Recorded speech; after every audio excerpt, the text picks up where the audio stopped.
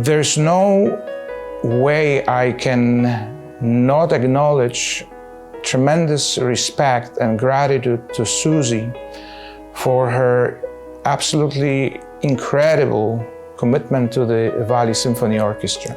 Susie, for many, many years, not only unified members of the board, not only was a driving force behind the board, she also managed the symphony. And I don't have enough words of gratitude. Who knows, maybe I wouldn't be even here today, but they made sure when I moved here, and Susie was a person who was inviting me to make this change in my life.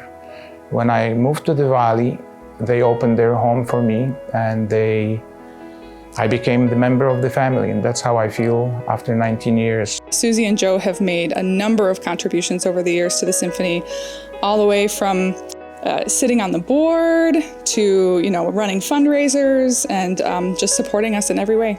Joe is a true Renaissance man. He had a long, successful pediatric practice. He was one of the first pediatricians in McAllen. And he's a musician. He plays instruments. And he and Susie have raised 2 artist daughters. They've continued to practice in the arts all these years, as well as provide a ton of leadership to our organization and other organizations in town. I want to recognize her work because, without her, we wouldn't have an orchestra. She remembers the history. She knows the key players. Without that knowledge, we would have been lost. Sometimes when we're having difficulties being able to find funding for a program or being able to know the right people, unfortunately there are other organizations that, not only here in the Valley, but other places that are maybe losing their artists or symphonies because of lack of not only funding, but enthusiasm from the community. The symphony is a very expensive effort, and it takes a lot of work to bring in the patrons, to buy tickets, to bring in the donors, to donate money, to work with the city, to work with the university, all of the players that make the symphony possible.